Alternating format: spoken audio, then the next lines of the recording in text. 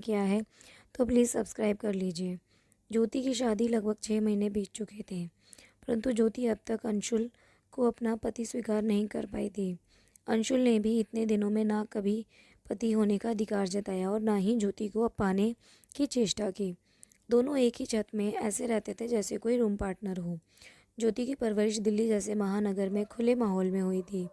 ज्योति खुले विचारों वाली और आज की वर्किंग वुमेन थी। वह चाहती थी कि उसकी शादी उस लड़के से हो जिससे वह प्यार करती है।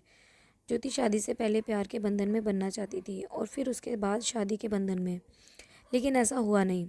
ज्योति जिसके संग प्यार का बंधन में बंधी और जिस पर उसने अपना सब कुछ न्यौछावर कर दिया, ऋषि उसका लाइफ पार्टनर ना बन सका। लेकिन ज्योति को इस बात का गम ना था। उसे इस बात की फिक्र थी कि अब वो ऋषि के साथ अपना संबंध बिंदास नहीं रख पाएगी। वह चाहती थी कि ऋषि के संग उसका शारीरिक संबंध शादी के बाद भी ऐसा ही बना रहे। इसके लिए ऋषि भी तैयार था। ज्योति अभी तक ऋषि के साथ अपनी पहली मुलाकात नहीं भूली थी। कैसे दोनों ऑफिस कैंटीन में मिले थे। ऋषि को देखते ही ज्योति की आंखों में चमक आ गई थी। उसके बिखरे हुए ब्लू जीन्स और उस पर वाइट शर्ट में ऋषि किसी हीरो से कम नहीं लग रहा था। उसके बात करने का अंदाज ऐसा था, ज्योति उसे बस निहारती ही जा रही थी। लव एट फर्स्ट साइट वाली सच लगने लगी। पायल जो ज्योति की दोस्त थी, उसने दोनों का परिचय करवाया था।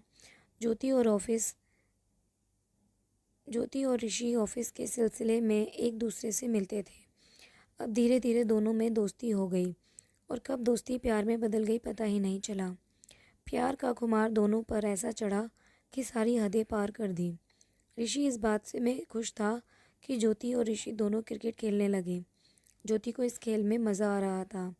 मस्ती में चूर ज्योति यह भी भूल गई थी कि उसे पिछले महीने पीरियड नहीं आया है। जब उसे होश आया, ऑफिस के फ़ौरन लेडी डॉक्टर के पास गई। उसका शक सही निकला, वह प्रेग्नेंट थी। ज्योति ने हॉस्पिटल से ऋषि को फ़ोन किया, पर ऋषि का फ़ोन नहीं लग रहा था। ज्योति घर पर आई और वह सारी रात बेचैन रही। सुबह ऑफिस पहुंचते ही वह ऋषि के सेशन में गई, जहां पायल ने उसे बताया कि ऋषि तो कल ही अपने गांव के लिए निकल गया। उसकी पत्नी की डिलीवरी होने वाली है। ये सुनते ही ज्योति के चेहरे का रंग उड़ गया। उसने कभी बताया ही नहीं कि वह शादीशुदा है। और इसी बीच ज्योति के पापा ने अंशुल से ज्योति की शादी तय कर दी। ज्योति यह शादी नहीं करना चाहती थी। 10 दिनों बाद ऋषि के लौटते ही ज्योति ने उसे सारी बातें बताई। ऋषि ने किसी और से शादी नहीं करना चाहती थी और तुम अपने बीवी बच्चों को छोड़कर मेरे पास आ जाओ, हम साथ रहेंगे। ऋषि इसके लिए तैयार नहीं हुआ और मुझे कहते हुए बोला, ज्योति तुम अबॉर्शन करवा लो और जहाँ तुम्हारे पापा चाहते हैं तुम वहाँ शादी कर लो, और बाद में तुम ऐसा करना कि कुछ महीनों के बाद वह तुम्हें तलाक दे दे और फिर हमारा संबंध यूं ही बना रहेगा।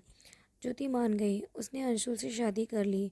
शादी के बजाय अंशुल ने सुहाग रात पर ज्योति को अपने आगोश में लेना चाहा तो ज्योति ने उस पर रात अपना मनत्व साफ कर दिया।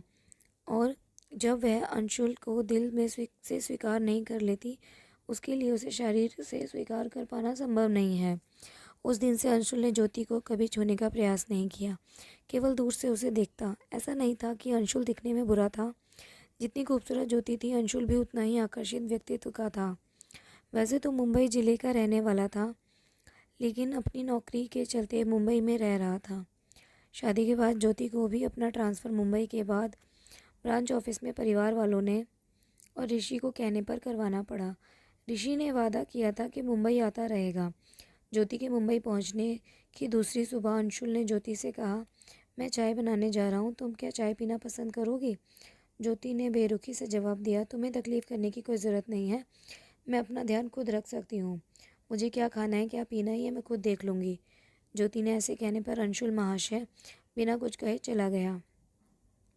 दोनों एक ही छत पर रहते थे और एक दूसरे से अलग अलग अपनी दुनिया में मस्त हैं। शहर और ऑफिस दोनों ही नए नए होने की वजह से ज्योति अब तक ज़्यादा किसी से घुली मिली नहीं थी। ऑफिस का काम और वहाँ के लोगों को समझने में उसे अभी थोड़ा वक्त चाहिए था। अंशुल और ज्योति दोनों ही सुबह अपने अपने ऑफिस के लिए निकल जाते और देर रात तक लौटते। सुबह का नाश्ता, दोपहर का खाना दोनों अपने ऑफिस कैंटीन में खा लेते हैं। केवल रात का खाना ही घर पर बनता। दोनों में जो पहले पहुंचता, खाना बनाने की जिम्मेदारी उसकी होती। ऑफिस से आने के बाद ज्योति अपना समय मोबाइल में बिताती थी और अंशुल अपना न्यूज़ या फिर एक्शन वाली फिल्में देखता हुआ समय बिताता। ज्योति और अंशुल दोनों मनमौजी अपनी ज़िंदगी अपने ढंग से जी रहे थे।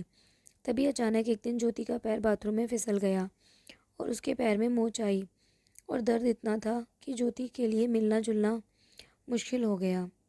डॉक्टर ने ज्योति को पेन किलर और कुछ दवाइयाँ दे दी और पैर पर मालिश करने के लिए लोशन भी दिया और साथ में ये चेतावनी भी दी कि वो 2-4 दिन पर घर पर ही रहे। ज्योति की इस हाल में देख अंशुल ने भी ज्योति के साथ अपने ऑफिस से एक हफ्ते की छुट्टी ले ली और पूरा दिन ज्योति की देखभाल करने लगा। उसकी हर ज़रूरत का पूरा ध्यान रखता। ज्योति को मना करने के बावजूद दिन में 2 बार उसके पैर की मालिश करता। अंशुल जब उसे छूता तो ज्योति की ऋषि के संग बिताए अपने अतरंग पलों और वह रोमांचित हो उठते। अंशुल भी तड़प उठता, लेकिन वह फिर संयम रखते हुए ज्योति से दूर हो जाता। अंशुल सारा दिन ज्योति को खुश रखने का प्रयास करता, उसे हंसाता, उसका दिल बहलाता।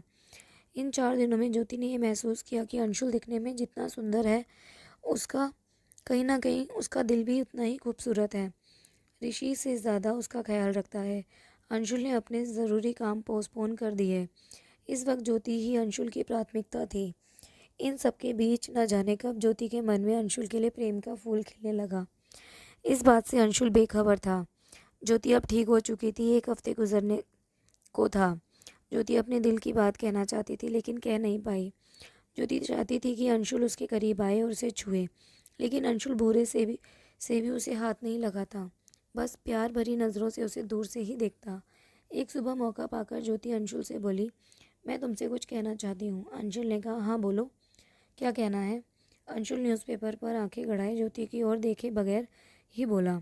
ज्योति गुस्से से में अंशुल के हाथों से न्यूज़पेपर छीन उसके दोनों बाजुओं को पकड़ अपने होठ उसके होठों के एकदम करीब ले जाकर, जहाँ दोनों को एक दूसरे की गर्म सांसें महसूस होने लगी, ज्योति बोली, मैं तुमसे प्यार करने लगी हूँ, मुझे तुमसे प्यार हो गया है। और ये सुनते ही अंशुल की आंखों में आंसू आ गए और ज्योति अपनी बाहों में भर लिया। तुम मुझे अब प्यार करने लगी हो? मैं तुम्हें उस दिन का से प्यार करता हूँ जिस दिन से तुम मेरी ज़िंदगी में आई हो, और तब से तुम्हें पाने के लिए बेताब हूँ।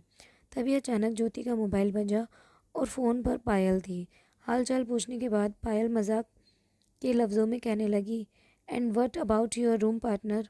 ये सुनते ही ज्योति गंभीर स्वर में बोली, no Payal, he is not my room partner, he is my life partner. ऐसा कहकर ज्योति ने अपना फ़ोन काट दिया और अंशुल की बाहों में समा गई।